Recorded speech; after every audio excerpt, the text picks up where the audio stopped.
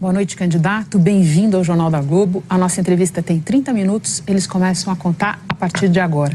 Queria começar lhe perguntando sobre reforma bancária. O senhor tem falado bastante disso.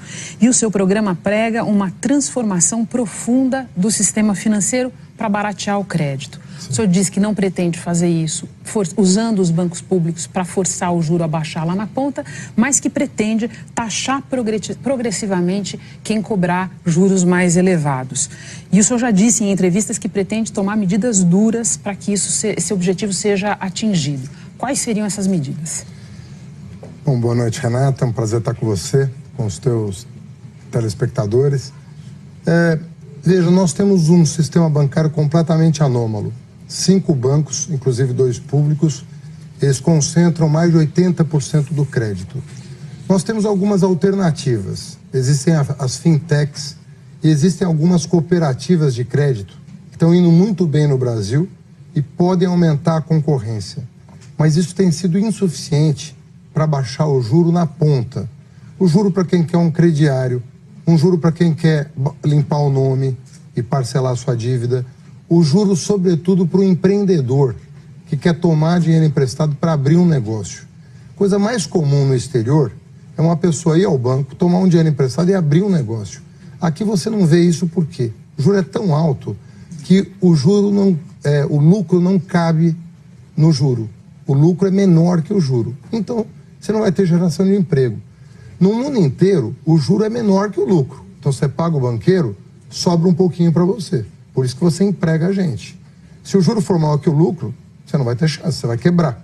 Uma das razões da mortalidade de empresas no Brasil, alta taxa de mortalidade das empresas, é o fato de que elas não conseguem honrar seus compromissos. O que nós vamos fazer? Nós vamos fazer o seguinte: quando os bancos cobram uma taxa de juro na ponta muito superior à média de mercado, eles vão pagar mais impostos.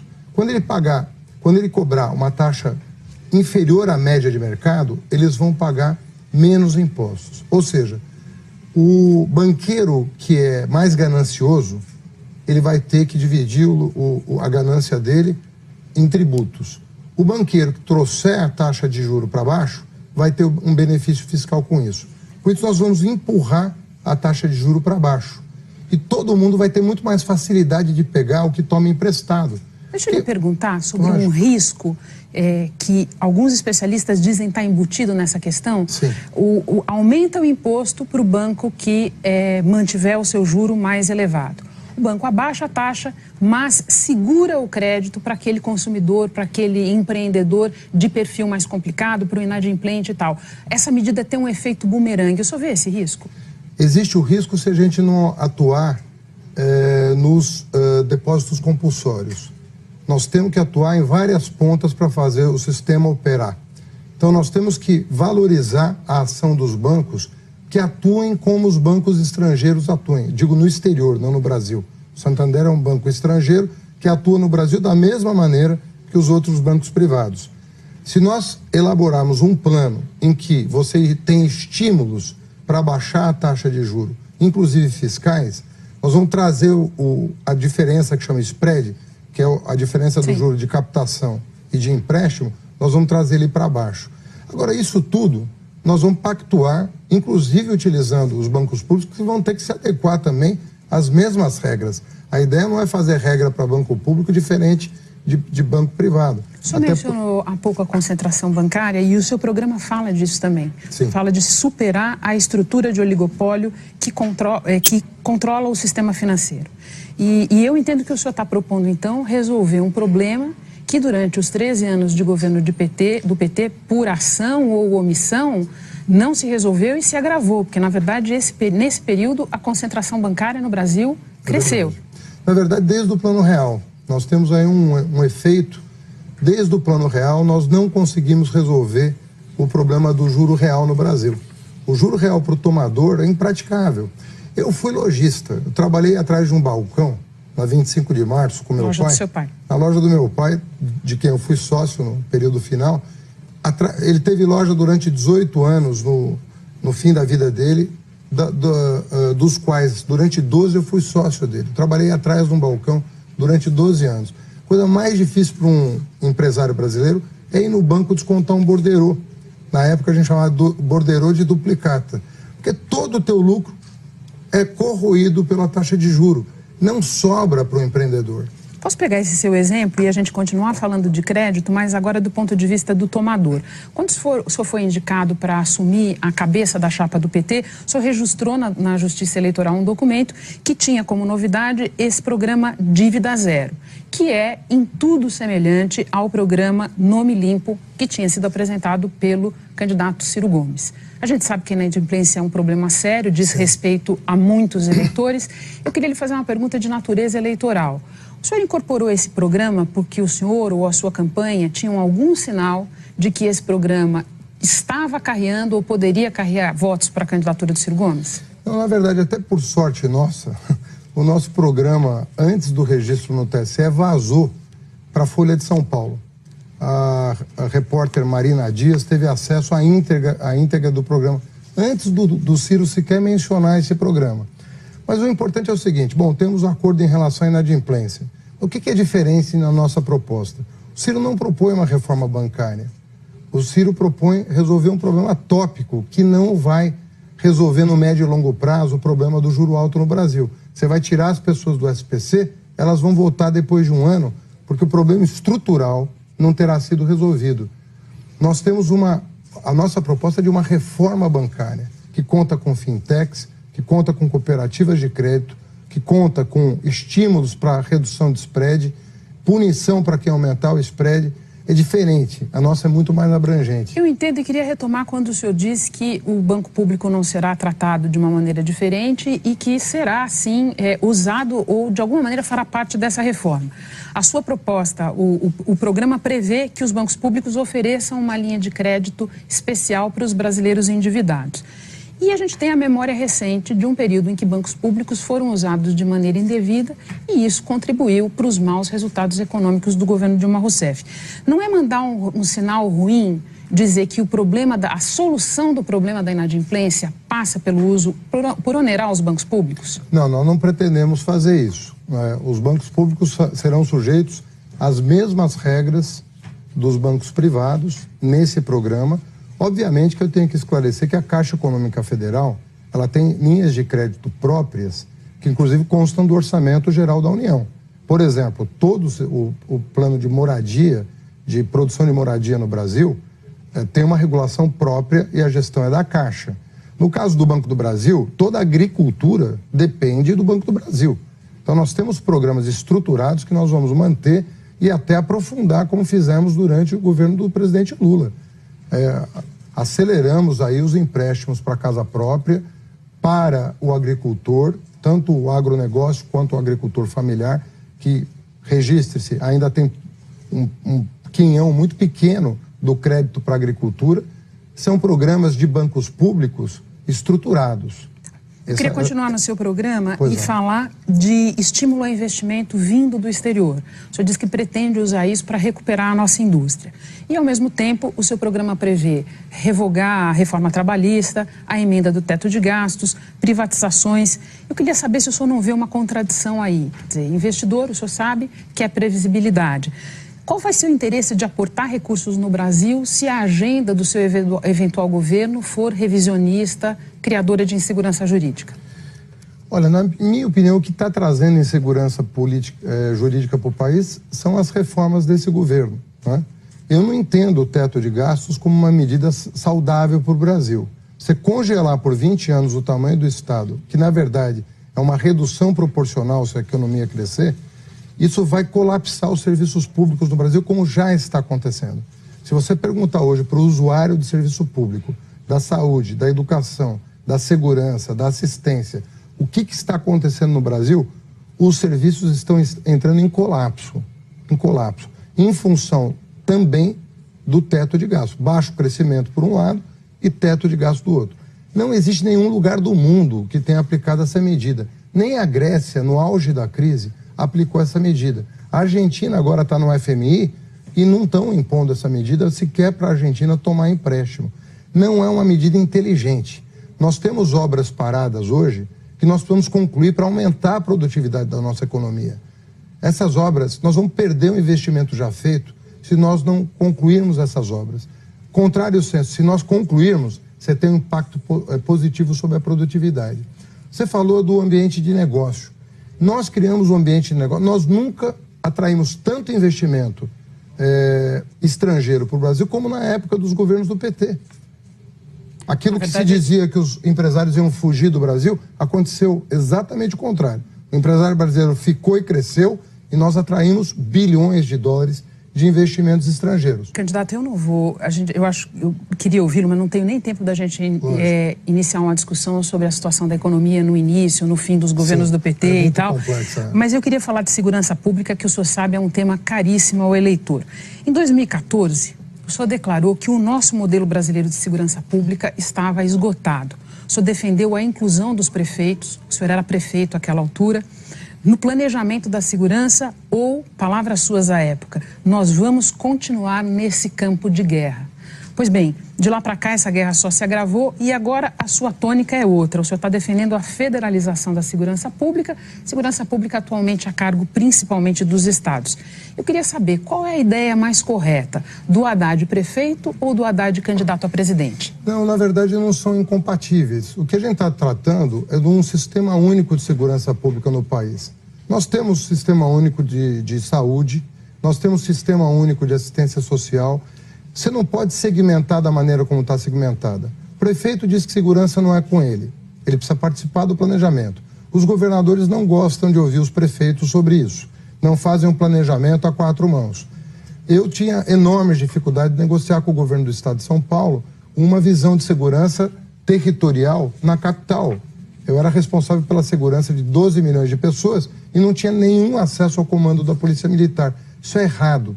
A outra coisa errada é o presidente da República dizer: olha, governadores, pela Constituição, a segurança pública é um problema de vocês, cuidem-se. Não dá mais para isso, até porque o crime se nacionalizou. Então nós precisamos redistribuir competências. O prefeito tem que ter iniciativa na segurança. O prefeito conhece muito as vulnerabilidades do seu território. Pelo que eu estou entendendo, o que o senhor está defendendo é mais integração do que federalização, é Alguns isso? crimes nós pretendemos federalizar. Daí, no caso dos crimes, eu entendi. Os crimes que envolvem organizações nacionais criminosas, o governador não vai dar conta. E há vários crimes nesse sentido. Para quê? Para liberar forças locais para combater homicídio, feminicídio, estupro, roubo, que é o que aflige a população. Então, se não tiver uma redistribuição de tarefas, nós não vamos dar conta. Outra coisa... Deixa eu só... ainda na segurança, queria ver com o senhor o seguinte. Esse problema está se revelando mais grave do que outros de combater no país. Ao longo do período dos governos do PT, dos 13 anos, a violência não diminuiu e em algumas regiões do país, especialmente Nordeste e Norte, aumentou. E isso foi um período longo, um período de 13 anos. O que o senhor acha que seria possível fazer para reverter isso no espaço de 4 anos? Olha, o que aconteceu no Norte e Nordeste é muito significativo. Por quê? Porque a renda dessas regiões aumentou demais. O crime vai onde tem dinheiro. O crime não vai onde não tem dinheiro, onde tem miséria. E o Norte e o Nordeste cresceram muito. São regiões que cresceram a 7%, a 8%, a 9% ao ano a economia. Era crescimento chinês. Essa é a razão pela qual facções criminosas do Sudeste acabaram migrando para essas regiões, em busca de mercado consumidor, para aquilo que eles vendem. Armas, drogas, tudo que a gente sabe de errado que acontece no país. Por isso que o modelo atual não vai dar certo. Se nós mantivermos... E o senhor acha que essa análise que o senhor faz hoje, não foi possível ver à época que aquele crescimento todo daquela região resultaria nisso? Eu entendo que nós mantivemos o modelo da Constituição de 88 para a segurança pública, que, na verdade, é o capítulo menos inovador da nossa Constituição. A Constituição de 88 inovou em saúde, em educação, em assistência. Em segurança, tem lá 2 dispositivos. Não inovamos nada em 88 e mantivemos o padrão. Foi um erro, você acha? Tem muita pressão das corporações para não mexer. Nós vamos sentar com Polícia Civil, Polícia Militar, Polícia Federal, muito interesse corporativo envolvido. Chegou o momento de sentar à mesa e repactuar. Tá bom, eu queria falar agora de um outro ponto que não vou citar o seu programa, mas vou citar uma entrevista sua do ano passado, quando o senhor falava de reforma política. O senhor defendeu que uma reforma que não deixe com que os partidos continuem como caixas pretas, foi a expressão que o senhor usou, e com caciques partidários, o senhor também usou essa expressão, aquela figura do cacique que manda e desmanda, resolve tudo no partido. A minha pergunta para o senhor é a seguinte: em que, tirando a organização, eu digo, em que o PT se difere desse modelo político clássico, considerando a liderança do ex-presidente Lula? O filiado manda no PT. Você tem as convenções, você tem as prévias, o filiado efetivamente Mas foi manda. por isso que eu não falei para o senhor do ponto de vista da organização, a gente sabe que funciona assim, mas do ponto de vista das decisões estratégicas do PT, quem vai ser candidato, quem não vai, para onde o partido vai, alguém manda que não é ex-presidente Lula? Olha, o Lula perdeu muitas prévias no PT. Obviamente que depois que ele foi presidente e saiu com 80% de aprovação, o cacife dele aumentou muito. Mas o Lula perdeu muita prévia. Eu sou testemunha disso, inclusive porque eu votei, às vezes, contra a vontade do presidente Lula em algumas prévias. Queria, já que nós Votei não, militei contra as decisões que ele tomou. Não cheguei a votar. Mas então, no que a figura dele se diferencia desses caciques? Porque nenhum desses caciques regionais manda tanto quanto o ex-presidente Lula. Não é verdade, porque os caciques regionais não consultam ninguém.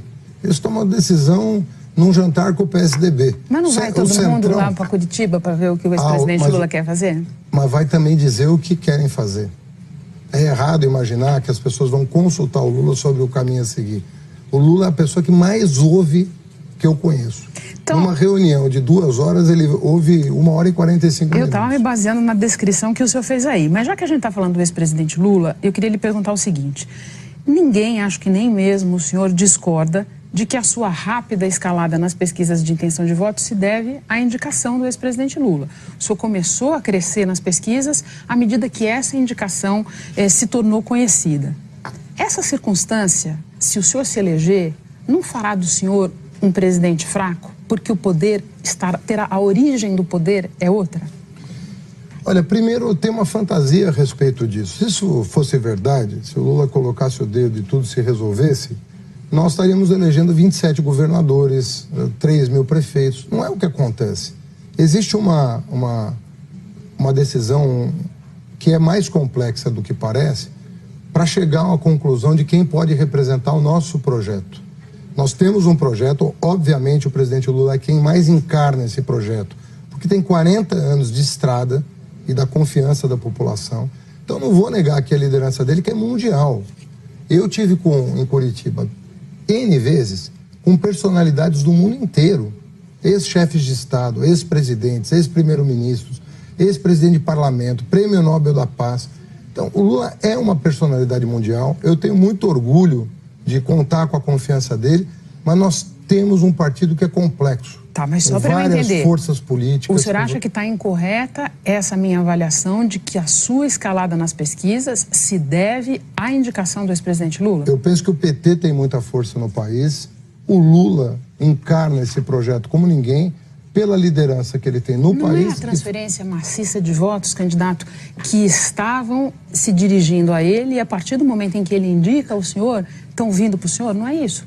É isso também, mas se fosse só isso, haveria transferência para todo lugar onde ele apoia. E não funciona tão automaticamente. Mas ele não fez uma carta lá da prisão em Curitiba indicando o voto em todos aqueles... Não, mas nenhuma... Eu mesmo li ao vivo e a cores muitas dessas cartas. Ok, mas nenhuma, às vezes funciona, nenhuma que tenha sido cercada da expectativa, da atenção, como foi a sua, porque o senhor foi indicado para disputar a eleição que ele iria disputar. É verdade, e eu lamento que isso tenha acontecido, porque a Organização das Nações Unidas, com base num tratado aprovado pelo nosso Congresso Nacional, disse que o pleito do Lula era legítimo em função da fragilidade das acusações contra ele. E nem assim a nossa justiça concedeu o direito dele. Concedeu para o Garotinha. agora, mas não concedeu para o presidente Lula. O Tribunal Superior Eleitoral discordou, mas eu queria aproveitar que essa é a sua avaliação e que o senhor fez aqui agora para lhe perguntar o seguinte.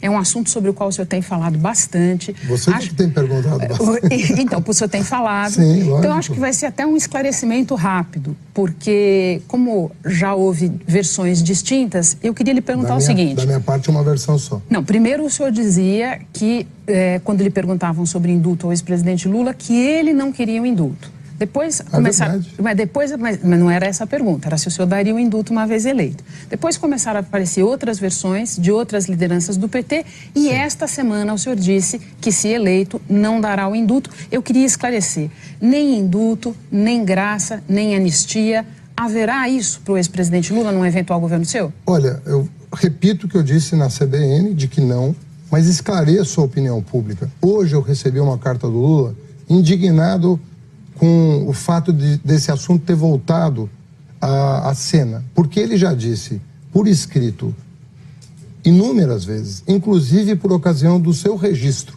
Eu li uma carta do Lula no dia 15 de agosto, no momento em que registrava a sua candidatura, eu como vice, ele como presidente no TSE, dizendo que ele já provou a sua inocência e que ele quer que os tribunais reconheçam a sua inocência, porque não há provas contra ele.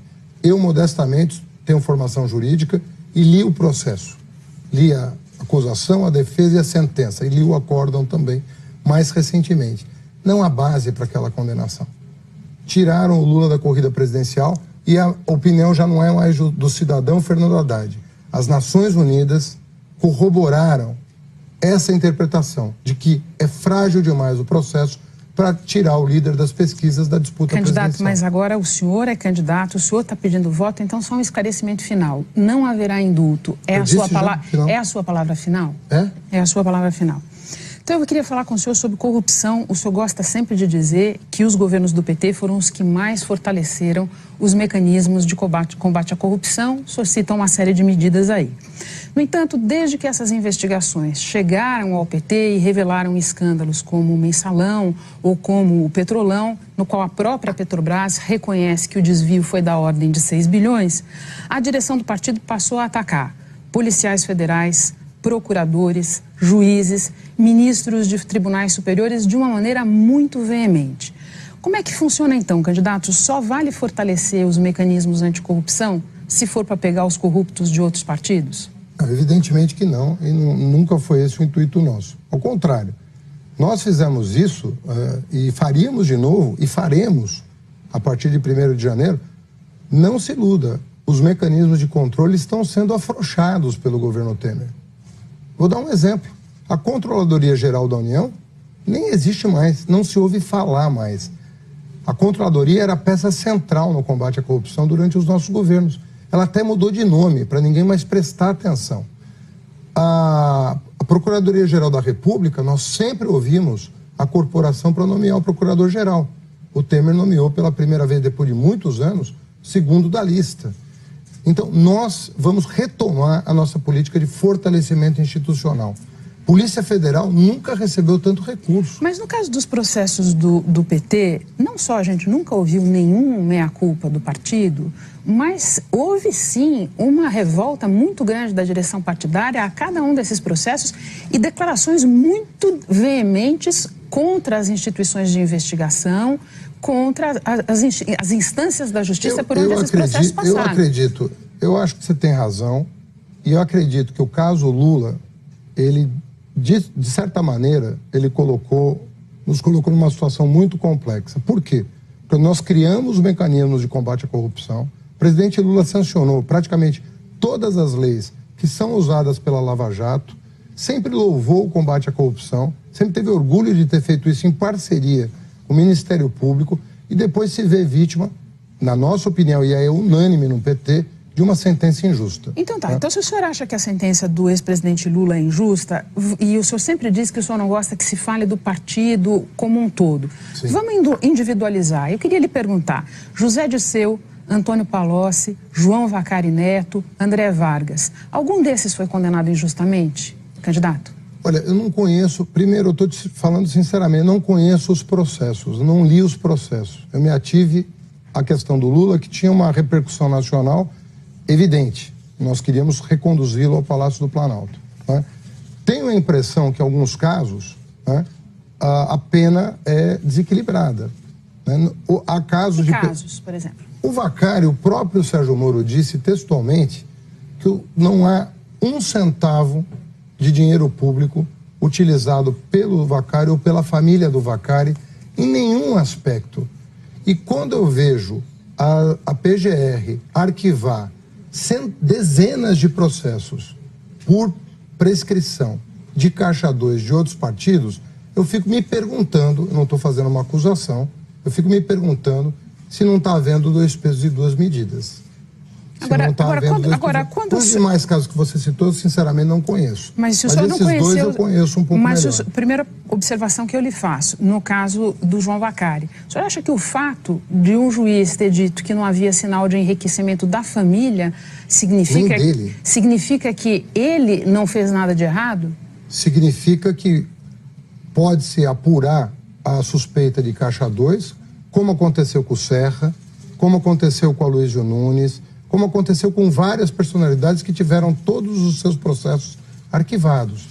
Então, a pergunta que eu faço, e eu não tenho todos os elementos para julgar, porque eu não estou com essa função, não sou juiz do caso, mas me parece que, em alguns casos, o tratamento tem sido distinto. E isso, sim, é razão para o PT dizer, afinal de contas, num caso é Caixa 2, arquive-se, e no outro... Não é por quê? Qual é a razão? Quais casos lhe parecem distintos? O senhor comentou o João Vacari. Quais casos lhe parecem distintos? Esses que foram arquivados recentemente, foi recentemente arquivado um processo do José Serra dizendo, ó, está prescrito que é só Caixa 2.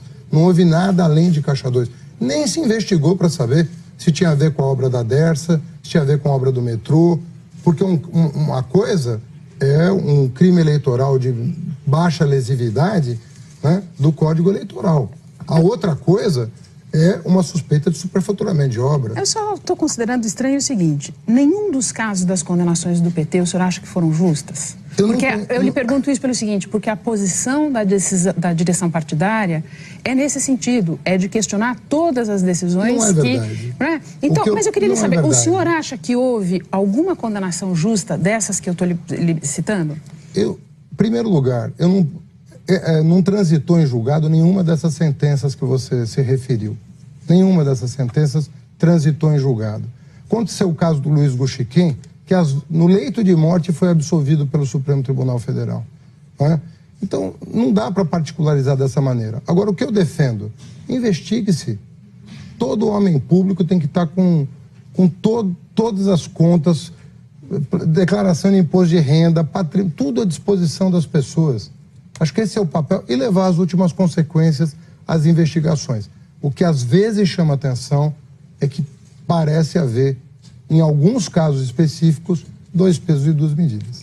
Eu queria fazer uma pergunta sobre Venezuela para o senhor, onde o governo faz detenções arbitrárias e diretamente ou por meio das milícias, das forças paramilitares, tortura e mata. No entanto, o PT diz oficialmente que a Venezuela é um exemplo de democracia. Eu queria saber se o senhor pessoalmente concorda com isso e em que o Brasil deve se inspirar na Venezuela. Deixa eu precisar a resposta, porque é muito complexo para o telespectador entender qual é o papel de um chefe de Estado em relação ao país vizinho. A Venezuela não vive um processo de normalidade. Não vive. Porque há contestação sobre o ambiente democrático. Não se reconhece resultado eleitoral, a oposição contesta quando um plebiscito é chamado, as eleições não são respeitadas. O clima ali é de conflagração. Inequívoco isso. Qual o papel do Brasil? Tomar partido de um ou de outro, ou, junto aos organismos internacionais, nós temos OEA, OI, nós temos ONU, fazer um papel de mediador dos conflitos em busca do quê? Um único objetivo, que a soberania popular prevaleça sobre o interesse partidário. Só para deixar claro, eu não lhe perguntei sobre a posição do Brasil, nem entrou em discussão aqui, que seria uma discussão longa. Eu estava confrontando o senhor com a posição do PT, sim, que é dizer que a Venezuela é um exemplo de democracia. Eu não vi essa declaração oficial, mas eu entendo que o papel do Brasil, certo? O posição do PT pode ser essa. Eu estou falando da posição do eventual governo do PT, comigo à frente. O papel do Brasil tem que ser, reconhecer que as coisas não andam bem lá. A situação é conflagrada. Inclusive, nós estamos com repercussão disso em Roraima. E precisamos resolver lá. O papel do Brasil, pela sua importância, pela sua liderança, não é tomar partido na Venezuela. É junto aos organismos internacionais. Inclusive, o próprio Fernando Henrique, ao seu tempo, criou grupos de apoio à Venezuela em função da instabilidade política. É buscar a mediação, reconhecendo que o ambiente não é o mais saudável. Só lembrando que essa não é a posição do partido, embora eu tenha entendido a sua, se o senhor vier a se eleger. Candidato, o nosso tempo acabou. Eu queria agradecer mais uma vez a sua presença no Jornal da Globo. Eu te agradeço. Boa noite. Boa noite.